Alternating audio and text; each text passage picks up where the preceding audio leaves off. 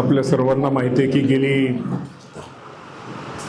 4-5 दिवस राज्यामध्ये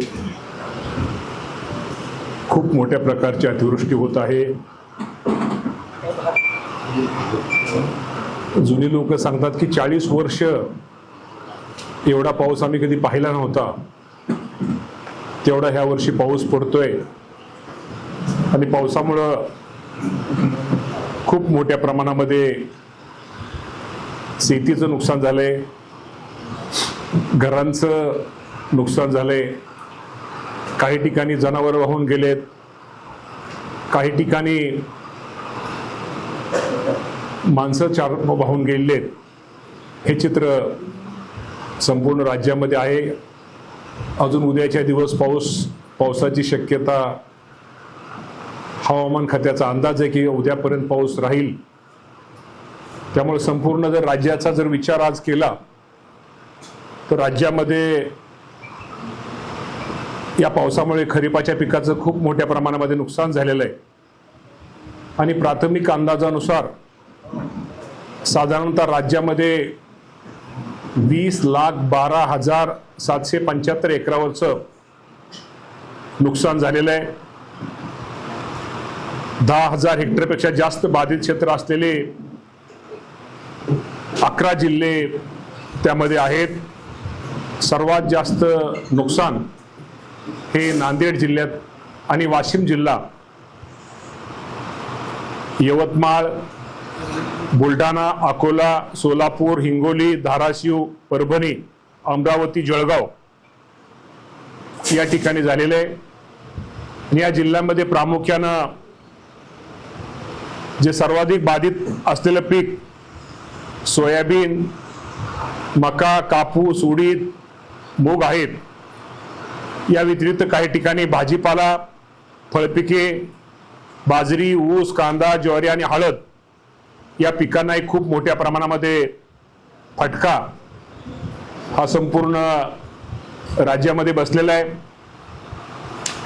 आणि ज्या जिल्ह्यामध्ये आज आपण सगळेजण येत आहोत त्या वाशिम जिल्ह्याचा जर विचार केला तर साधारणतः 350 गावांना त्याचा फटका हा बसलेला आहे। आणि वाशिम जिल्ह्याचा जर विचार केला तर 4,11,392 एकराला नुकसान, प्राथमिक नुकसान तिथं झालेलं आहे।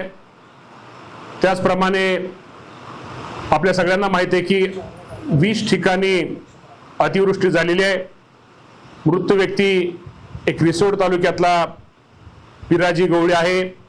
मृत जनावरे साधारणतः लहान व मोठी जनावरे 35 व 3,000 कोंबड्या ह्या मृत झालेल्या आहेत। साधारणतः शेतीच्या पिकाचं नुकसान एकूण शेतकरी 1,49,904 शेतकऱ्यांचं नुकसान हे झालेलं आहे। एकूण घराची जी पडझड झालेली आहे साधारणतः 408 घरांची जिल्ह्यामध्ये पडझड ही झालेली आहे। आणि खरडून गेलेल्या ज्या जमिनी आहेत, साधारण एकूण गावे 33 गावामध्ये खरडून गेलेल्या जमिनी आहेत आणि शेतकऱ्यांची संख्या खरडून गेलेल्या जमिनी साधारणतः 1,882 एवढे आहेत। आणि पुरामुळे बंद पडलेले पूल एकूण 6 ठिकाणी आहेत। त्याचप्रमाणे जे काही ठिकाणी आपल्याला स्थलांतरित पावसामुळे काही व्यक्ती कराव्या लागल्या, साधारणतः जिल्ह्यामध्ये 17 व्यक्तीला आपण स्थलांतरित केलेले आणि रेस्क्यूने केलेल्या लोकांची संख्या 3 व्यक्तीची संख्या, पुरामध्ये अडकलेल्यांची संख्या व्यक्तींची संख्या आहे। त्यामुळं निश्चित प्रकारे नुकसान हे राज्यामध्ये मोठ्या प्रमाणात झालेलं आहे। आणि जर जिल्ह्याचा जर विचार केला, जर भौगोलिक आपल्या क्षेत्राचा जर विचार केला तर वाशिममध्ये जरी नांदेडचं जरी क्षेत्र जास्त दिसत असलं, साधारणतः नांदेडमध्ये 7,13,000 एकरावरती नुकसान झालेलं आहे।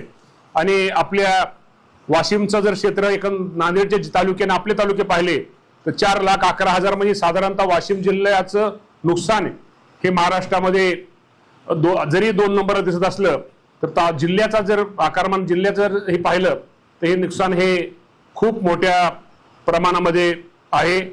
त्यामुळे निश्चित प्रकारे आपल्या माध्यमातून मी सर्व माझ्या वाशिम जिल्ह्यातील सगळं नागरिक बंधू भगिनींना, माझ्या शेतकरी बांधवांना, एक शासन तुमच्या सगळ्यांच्या पाठीमागं आहे.